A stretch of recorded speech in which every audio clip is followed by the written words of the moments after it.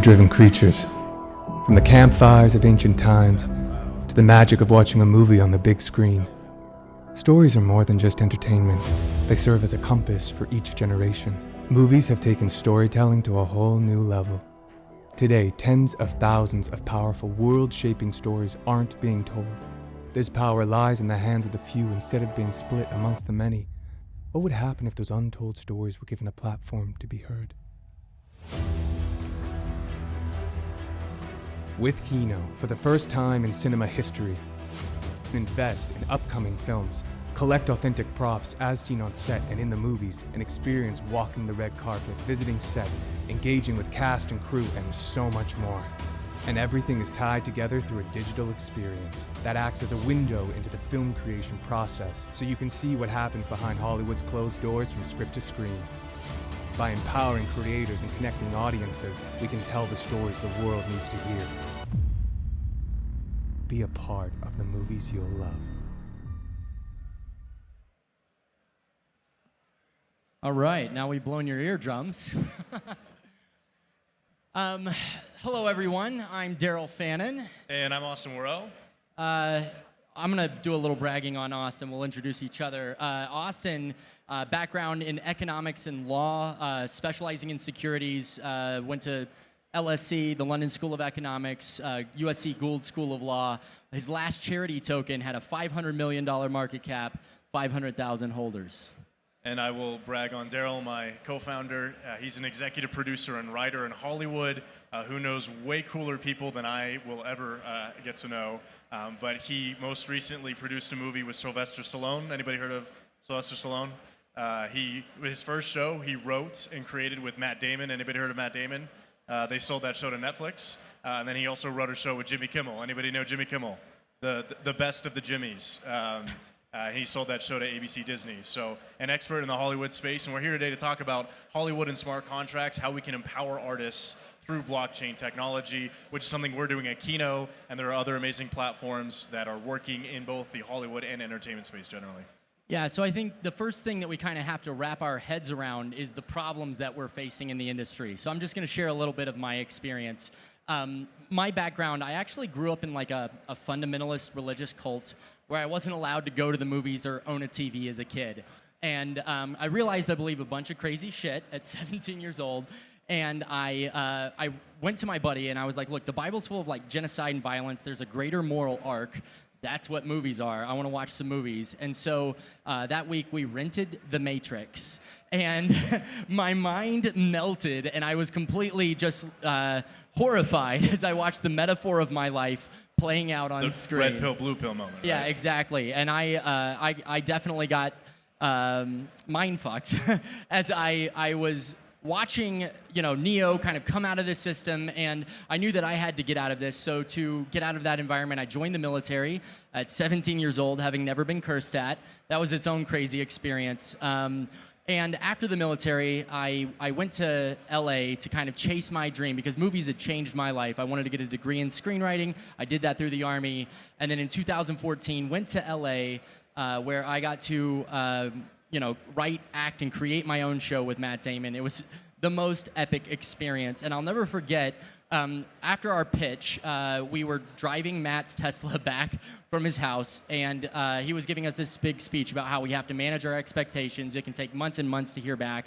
And we get a call from our agent that we had actually sold the show in the room. They stopped him in the basement on the way out, and they were like, we're going to call you in 5 minutes with an offer. So Matt was super excited. He was slapping my buddy Sean, who was in the back seat. I was driving, trying not to cry because I was emotionally overwhelmed.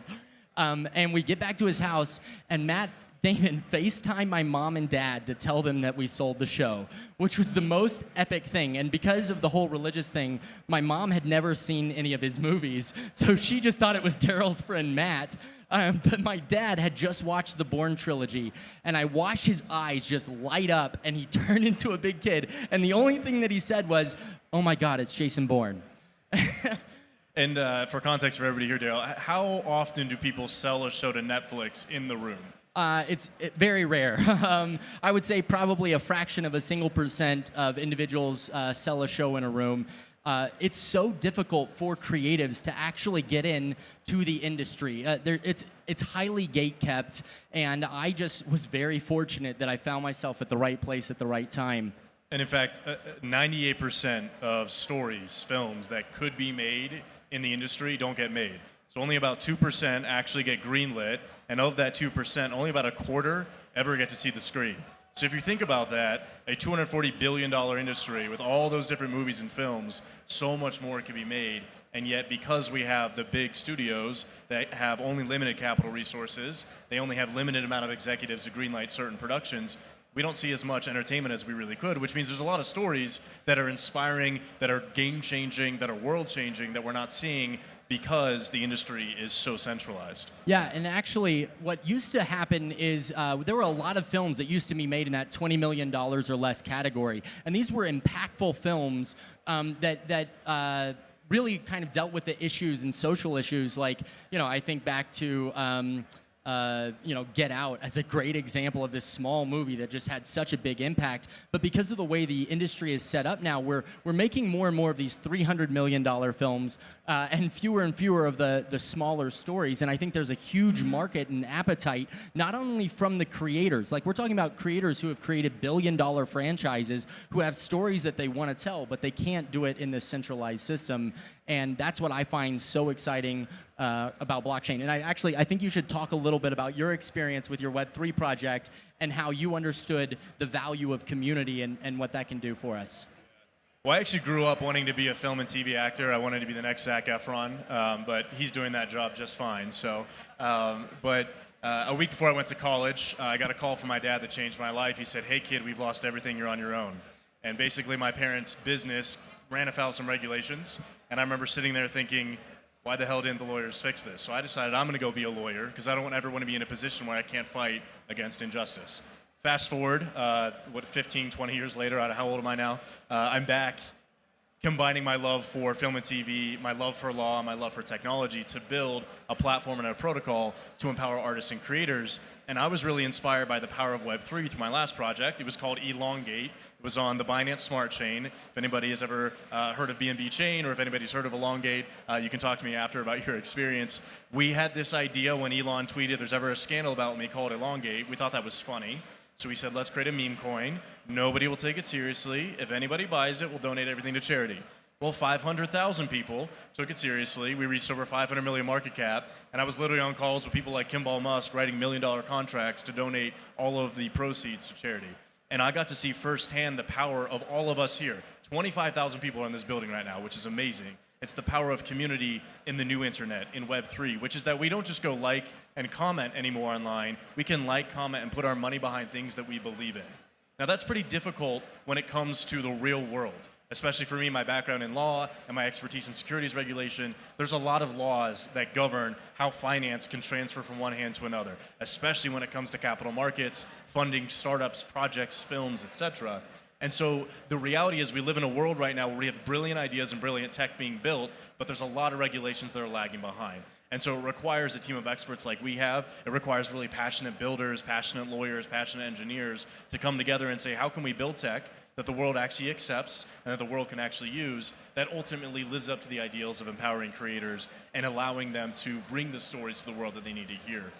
Which is something that I get super excited about. I'm a total legal geek. I love sitting down, our CTO David is right here, and thinking, how can we combine smart contract technology, which really is dumb contract technology. Like there are no material terms in our contracts right now, but how can we turn those into real contracts so that Daril in the future doesn't have to go to Netflix to get finance. He can sit down, press 3 buttons, have a smart contract that wraps together his production company, his individual film. He can bring on all the actors, all the writers, the directors, cinematographers, and take it from creation all the way to the big screen through a trustless protocol, and he didn't have to fight a million different people in Hollywood and backstab left and right because each person is trying to cut into each other's royalties. That's the brilliant future that we see.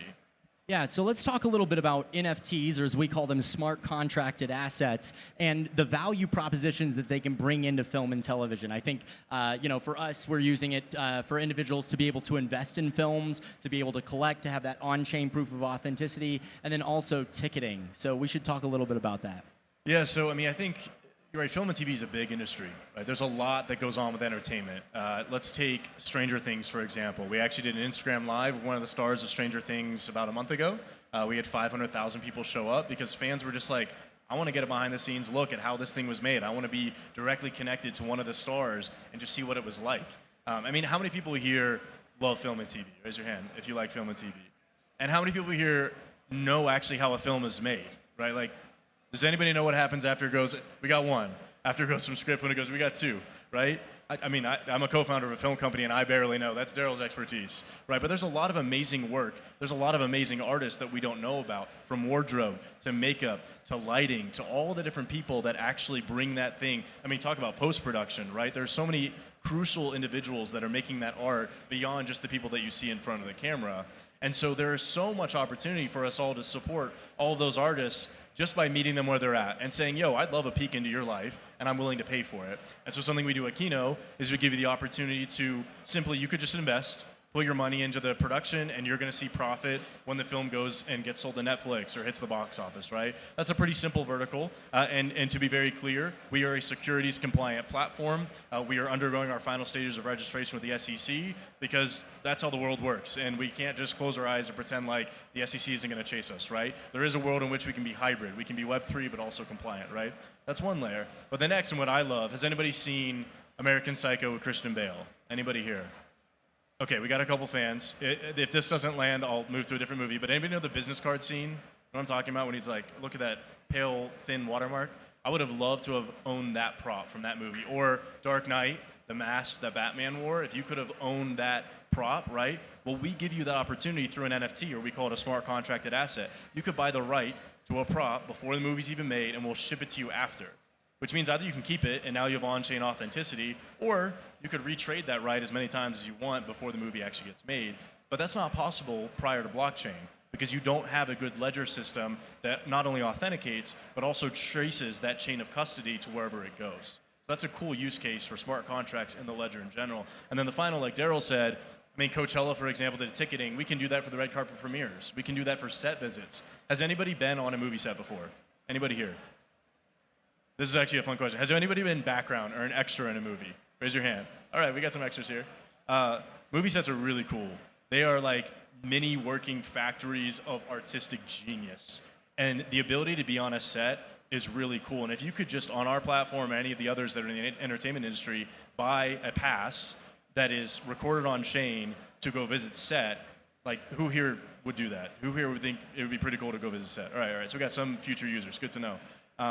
And what's great about that is not only is the ticketing system more secure via blockchain, but also you can prove it. You can brag to your friends. And they're like, no, you were not on set with Matt Damon. You can be like, yeah, look, it's literally on chain, right? So those are some of the cool use cases that we're working with and other companies are as well. That's what I forgot to do, was get an on-chain photo with Matt Damon.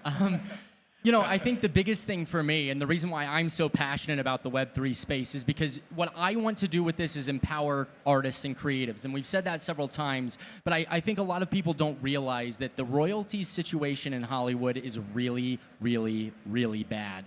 In fact, Tom Cruise, in the last Top Gun Maverick, he had to sue for $60 million worth of royalties that he was owed. And if they do that to Tom Cruise, you can imagine what they do to smaller creators. And I have friends of mine who have created shows, like a friend of mine created a franchise that brought in $1 billion of revenue. That's a billion with a B, and he only made a couple $100,000. And while you're like, oh, okay, he made a couple $100,000, like, you know, that's not that bad. But in LA, that doesn't get you anywhere. And I have another friend of mine who created one of the most watched shows on Netflix, 480 million views in just a few months, and yet he's struggling now to pay his rent. And this is a problem because the people who are being creative and they're bringing their energy and their ideas in, this is such an inefficient system that they're not seeing the value that they're bringing. And so to me, to give the ability for creatives to connect directly with fans like yourselves so that you can exchange value directly, that's an exciting value prop of the blockchain, that we can create communities around these creators and these films, and we can literally give you these amazing epic experiences where you might, if it's a road movie, we might give you the car that was driven in the movie by the lead of the film, and that's a... Daril says might very facetiously. That might be some alpha that has just slipped. Yeah, I realized I just said something I probably shouldn't have. Oh well. But the idea is that you can engage with films in a brand new way that you've never seen before, and we can create communities around this where you can actually interact with the writer, actor, director, and have conversations around these films. And one of the questions we always get is why blockchain on the artist side? Like, what are you doing to actually help an artist? I mean, ultimately, when you have somebody like, I think of like the cast of Euphoria. There was an article that came out that one of the stars of Euphoria talked about how she became pregnant, I think, after the first season, and she had to go on maternity leave for a long period of time and couldn't work, and she started to not be able to afford her own rent because she got a one-time payment before Euphoria, one of the biggest shows on HBO Max, and then she couldn't work for basically a year afterwards. So she had to live off her savings, and everybody's like, you're this big star, why are you complaining? But they don't understand that the cast of Friends still makes about $1 million every year on the royalties from their deal way back in the 90s. Stars currently on most of the shows you see on Netflix get a one-time payment that, sure, looks pretty nice up front, but when you realize that they have to keep chasing job after job, and if you aren't Matt Damon, you might not work every single year, you might not get those big paychecks, and you don't know where your next paycheck is coming from. And then when you go below the line, and your workers who are, directors, assistant directors, cinematographers, grips, makeup artists, wardrobe artists. You have this whole industry of folks that are putting so much time and effort into productions, and then they don't know where their next job is going to come from.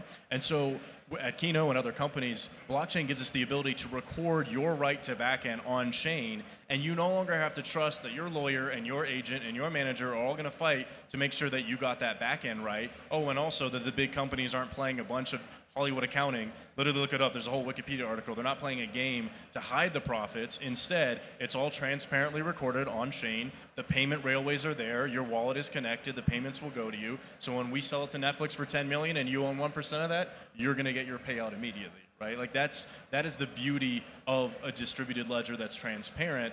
But the ultimate reality currently that we live in is we have to build to there, and we have to work with all the systems that are in place. We can't pretend like they don't still exist. I can't believe our time is already up. I I was like, what? If you guys want to talk more about this, we're going to be around. Like, let's have great conversations. You extras, let's definitely talk.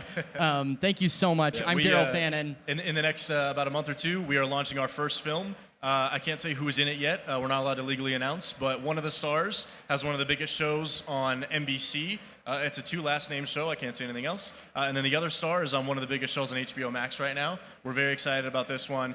We'll be doing cool things like selling a behind the scenes pass, which is an NFT, for about $20.